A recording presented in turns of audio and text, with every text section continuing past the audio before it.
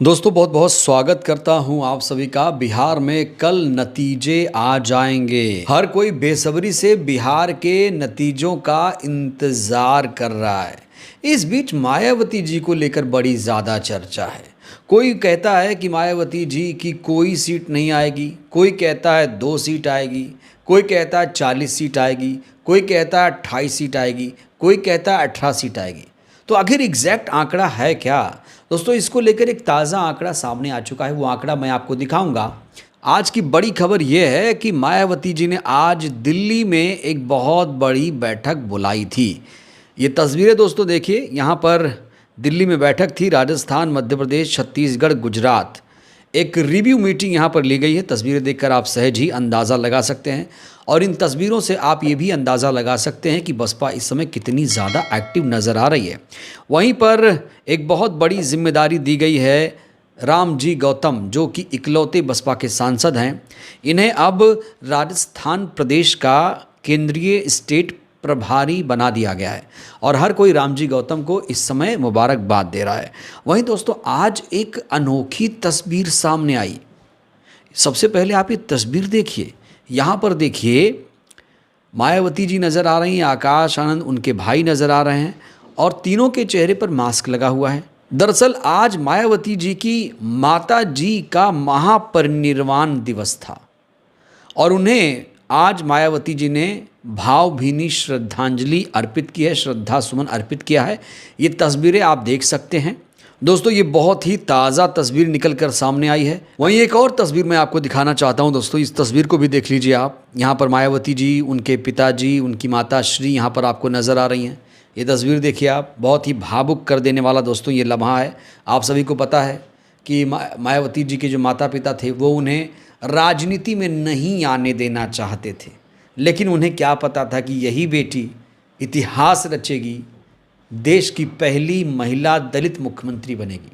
तो अगर कांशीराम जी मायावती जी को राजनीति में ना लाते तो क्या देश को पहला दलित महिला मुख्यमंत्री मिल पाता? शायद दोस्तों नहीं मिल पाता।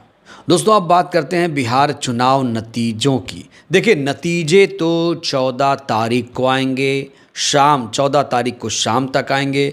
लेकिन इस बीच मीडिया ने, गोदी मीडिया ने जो कारस्तानी की है उसको लेकर जो बहुजन समाज के लोग हैं बहुत ठगा सा महसूस कर रहे हैं, बहुत मायूस हैं। क्योंकि टीवी मीडिया ने दोस्तों एक राष्ट्रीय पार्टी को नज़रअंदाज किया।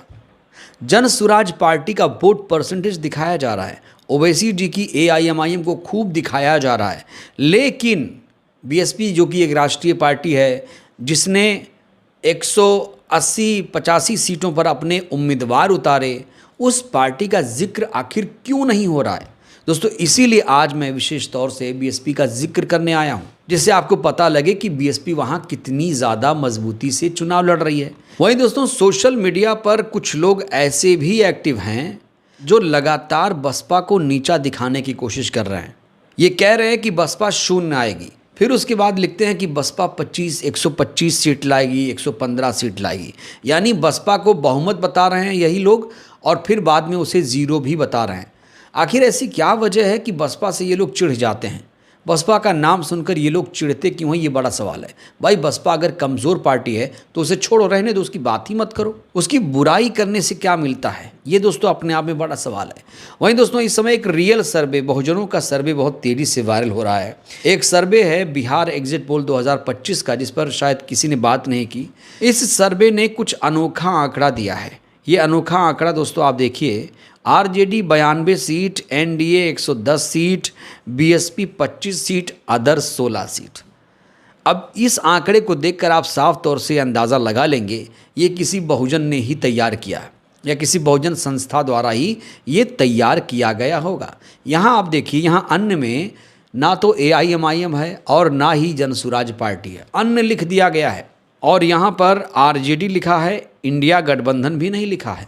सीधे RJD को 92 सीटें दी गई हैं। लेकिन चौंकाने वाली बात यह है कि इस सर्वे में बसपा को 25 सीटें दी जा रही हैं, जो कि अपने आप में दोस्तों हैरान कर देने वाला आंकड़ा है। बहुत सारे बसपा के नेता ये कह रहे थे कि 18 सीटें 28 सीटें जीतेंगे, और शायद उसी आंकड़े को यहाँ पर प्रदर्शित करने की कोशिश की गई है। देखिए, रियल आंकड़ा आपको कल ही देखने को मिलेगा, लेकिन दोस्तों मैं अगर आपको बताऊं तो बसपा बिहार में 8 सीट तक निकाल सकती है। कई ऐसी सीटें हैं जो लोग कह रहे हैं कि वहाँ पर बसपा एकदम आगे चल रही है, जैसे चैनपुर सीट है, मोहनिया, रामगढ़, ये वो सीटें हैं जो बसपा का गढ़ मानी जाती हैं। और आपने देखा होगा कि आकाश आनंद अंत तक यहाँ पर डटे हुए थे। मायावती जी ने खुद कैमूर जिले के भभुआ में रैली को संबोधित किया था। तो कल ईवीएम खुलेगी और ईवीएम खुलने से पहले ये ताज़ा सर्वे सामने आया जिसमें बसपा को 25 सीटें दी जा रही हैं। देखिए दोस्तों, याद रखिएगा, कई लोग आपको खुश करने के लिए सीटें आपको ज़्यादा बता सकते हैं, याद रखिएगा, लेकिन ज़मीनी हकीकत आपको कल पता चलेगा।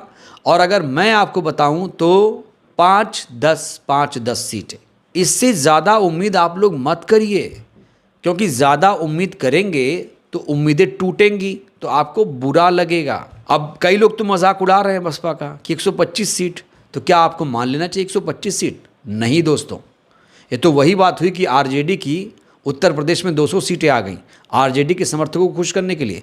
तो ऐसा नहीं है, रियल आंकड़ा आप लोग देखिए। तो ऐसे भ्रामक आंकड़ों से आप लोगों को सावधान रहने की ज़रूरत है।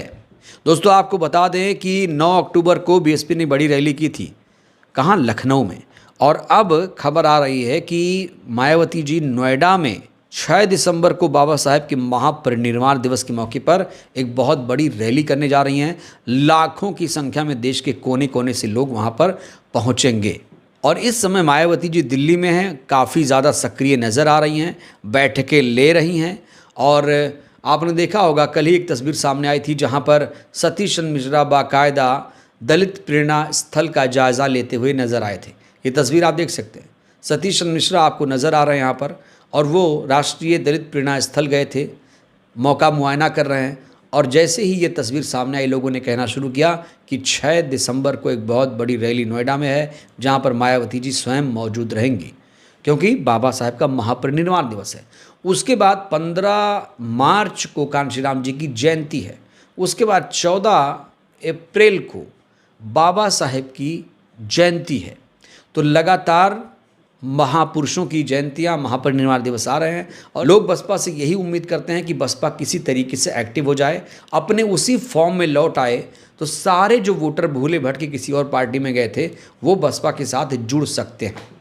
अब बड़ा सवाल यह है, क्या बसपा ने इन सारी चीज़ों को भापा है कि नहीं? बसपा जिस दिन ये समझ जाएगी दोस्तों, उसी दिन बसपा उत्तर प्रदेश में सत्ता परिवर्तन कर देगी।